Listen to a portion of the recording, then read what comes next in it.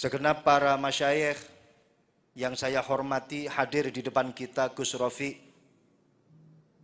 Khadim Riyadul Jannah, panjenenganipun Al Habib Abdurrahman Barakbah, panjenenganipun guru kita, beliau Kiai Haji Zawawi Imron. Semoga beliau-beliau para guru-guru kita selalu diberikan kesehatan, selalu diberikan keselamatan serta umur panjang, amin ya rabbal alamin. Untuk mengenang jasa para pahlawan, pejuang kemerdekaan serta para leluhur-leluhur kita, sambung silaturahmi, ta'alluq ruhaniyah dengan beliau-beliau. Marilah di majelis ini kita sampaikan doa kepada para leluhur-leluhur kita dengan mengheningkan cipta serta kirim suratul Fatihah. Semoga kita selalu mendapatkan keberkahan dari para leluhur-leluhur kita. Mengheningkan cipta mulai Al-Fatihah. Bismillahirrahmanirrahim.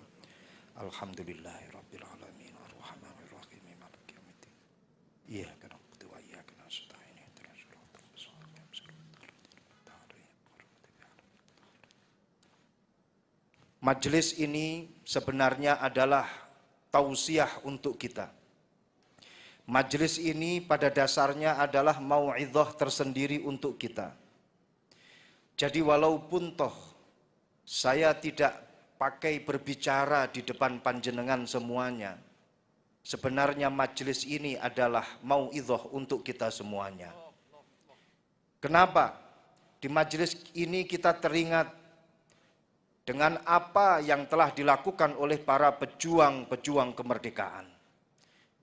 Kita mengingat para pahlawan bagaimana semangat heroiknya membentengi negara kita, mempertahankan kemerdekaan, serta memperjuangkan kemerdekaan. Maka cukup majelis ini adalah satu mau'idhah untuk kita. Dan ini menjadi satu alasan kenapa panitia hanya memberi 15 menit untuk saya.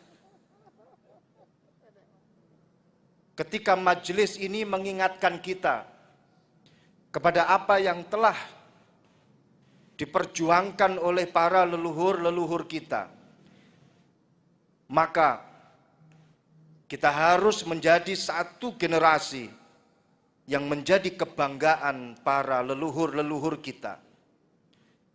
Kita harus menjadikan apa yang telah mereka lakukan sebagai suri tauladan, sebagai uswah, sebagai prinsip kita dalam berkehidupan, berkebangsaan di negara kesatuan Republik Indonesia. Teringat betul apa yang telah disampaikan oleh guru kita, As-Sayyid Muhammad Alwi Al-Maliki. Beliau mengatakan bahwa asyaqiyyu man kharaja an manhaji aslafihi. Orang yang merugi adalah orang yang lupa dengan metode para pendahulu-pendahulunya. Dia lupa dengan tradisi nenek moyangnya. Dia lupa dengan budaya para pendahulu-pendahulunya.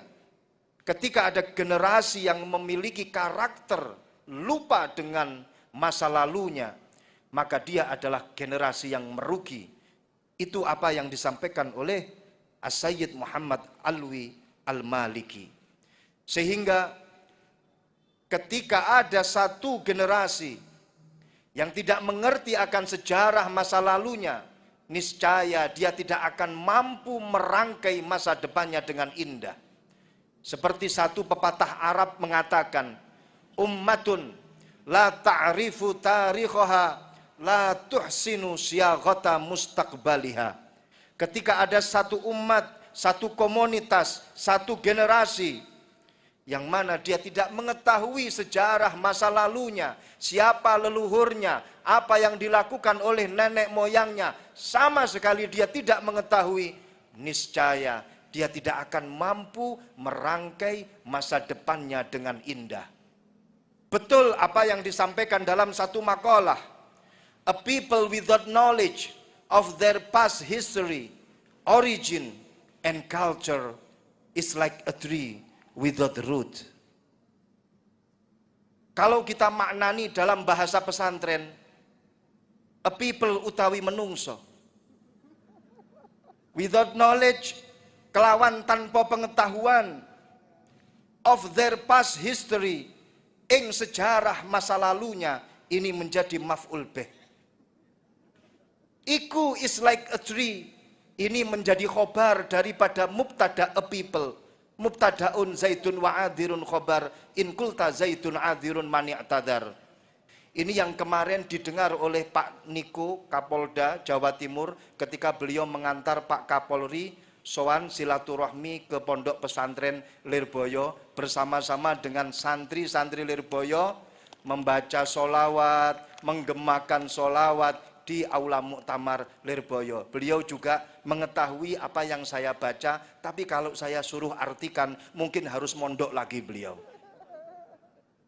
Mubtadaun zaitun wa adhirun khabar, in kulta zaitun adhirun mani'tadar. Iku is like a tree, koyok wit-witan, without roots, tanpa oyot.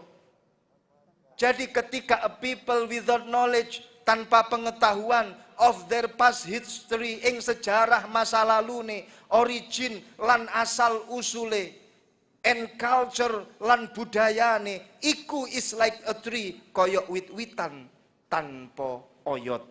Ketika generasi tidak mengetahui sejarah masa lalunya, tidak mengetahui asal usulnya, tidak mengetahui budayanya, niscaya ketika ada trans ideologi yang berpotensi untuk memporak-porandakan negara kesatuan Republik Indonesia, maka dia akan mudah tumbang.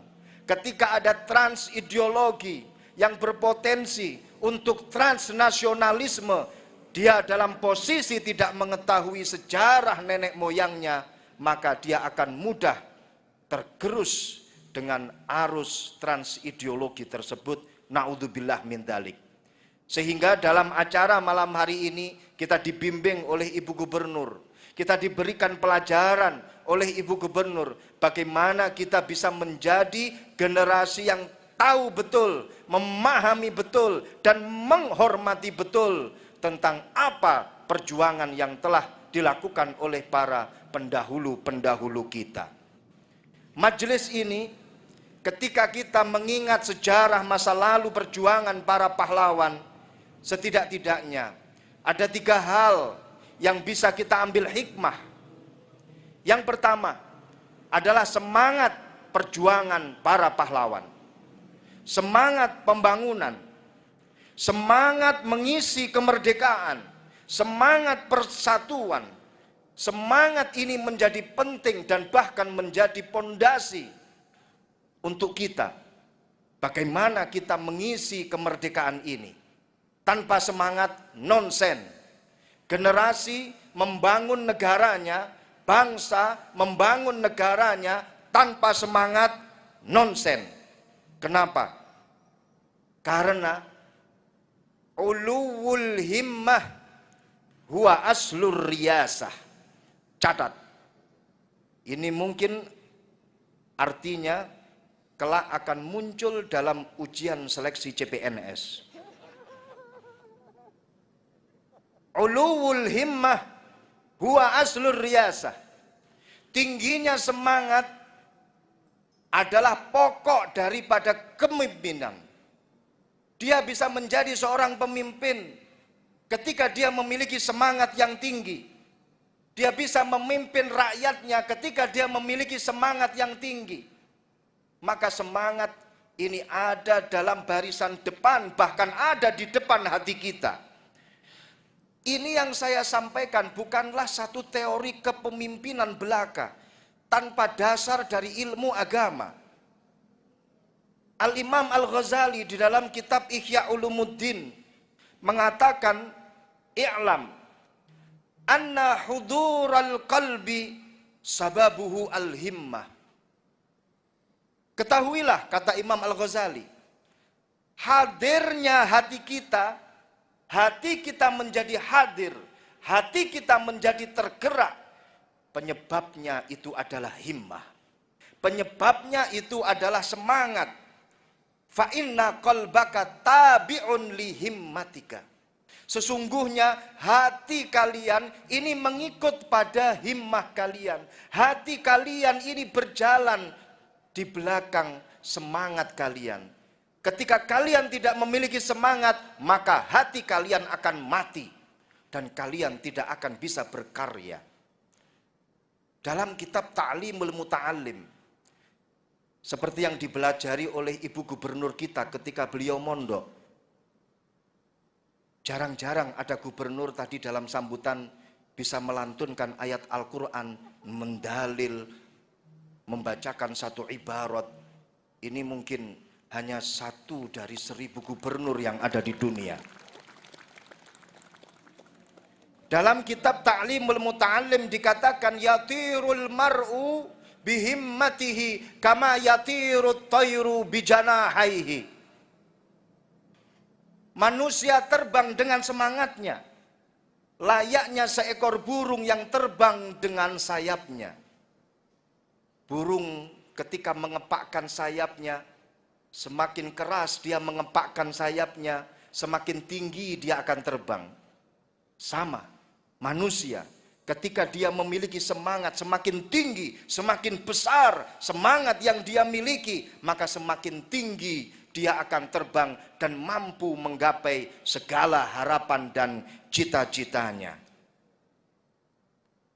Semangat menjadi satu pondasi utama kita dalam membangun negara kesatuan Republik Indonesia. Yang kedua, yang bisa kita ambil hikmah daripada majelis seperti ini adalah tumbuhnya rasa percaya diri kita, self confidence. Kita teringat dengan apa yang dilakukan oleh para pejuang-pejuang kemerdekaan. Mereka hanya memakai bambu runcing, sedangkan penjajah memakai peralatan-peralatan yang canggih. Kita hanya memakai peralatan-peralatan tradisional, senjata-senjata tradisional, paling banter dongo suwuk. Mungkin tanpa ada sulap-sulapan. Masya Allah. Akan tetapi karena itu semuanya didasari dengan semangat, didasari dengan percaya diri, alhamdulillah. Apapun yang menjadi kendala itu bukanlah sebuah rintangan. Dan juga sebaliknya, apapun rintangannya itu bukan menjadi sebuah kendala. Ketika seseorang di dalam hatinya memiliki rasa percaya diri. Ini adalah ajarannya Rasulullah. Shallallahu alaihi Muhammad. Kita teringat ketika Rasulullah dikejar-kejar oleh kafir Quraisy. Dari Makkah menuju ke Madinah, Rasulullah transit di rest area. Namanya adalah Gua Sur. Di situ beliau didampingi oleh sahabatnya Abu Bakar As-Siddiq. Abu Bakar sempat gemetar. Abu Bakar sempat ketakutan. Tapi apa nasihat yang didawuhkan oleh Rasulullah? Ya Abu Bakar As-Siddiq, la tahzan, jangan kau susah, jangan kau sedih. Innallaha ma'ana, sesungguhnya Allah bersama dengan kita. Tidak ada kesedihan, tidak ada kesusahan. Manifestasi dari itu semuanya pernah pimpinan kita, pemimpin kita mengatakan, dan itu menjadi satu slogan yang sampai sekarang terkenal. Gusti Allah mboten sare. Masih ingat dengan slogan itu? Alhamdulillah. La tahzan innallaha ma'ana. Ojo susah, ojo sedih. Allah bersama dengan kita. Masya Allah. Rasulullah pernah mengatakan kepada para sahabatnya, wahai para sahabatku, jangan kau menghinakan dirimu sendiri. Jangan kau rendahkan dirimu sendiri. Kau harus memiliki rasa percaya diri. Kata para sahabat, ya Rasulullah, bagaimana mungkin kami merendahkan diri kami sendiri? Jawab Rasulullah, mungkin itu terjadi ketika engkau tidak menyampaikan apa yang kau miliki. Ketika kau tidak menyampaikan kepada orang lain ilmu yang kau miliki. Ketika kau tidak memberikan kreasi dari apa-apa yang kau ketahui. Untuk membangun negara ini, munculkan kreasi kalian.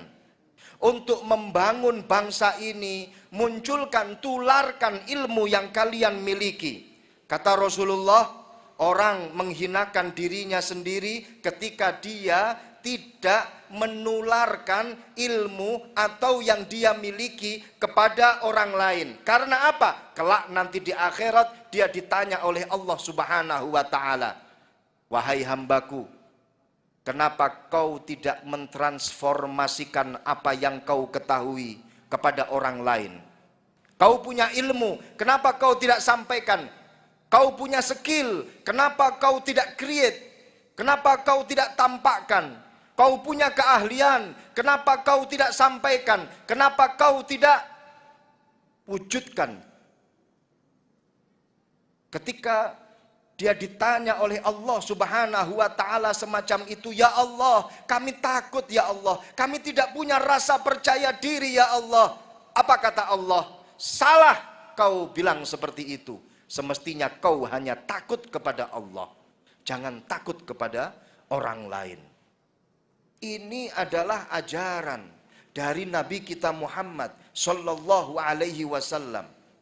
Sehingga seorang mukmin al-qawi khairun wa ahabbu ilallah minal mu'min ad-dhaif. Seorang mukmin yang kuat lebih bagus dan dicintai oleh Allah Subhanahu wa taala dibanding dengan seorang mukmin yang dhaif. Dengan rasa percaya diri ini, satu teori mengatakan, teori psikologi, when you have a confidence, you have a lot of fun. When you have a fun, you can do amazing things. Mau dimaknani lagi? When you have ing dalem nalikane anduweni sapa sira, a confidence ing rasa percaya diri, you have mongko anduweni sapa sira, a lot of fun ing pirang-pirang perkara kang bisa mbungahake apa maka ing sira.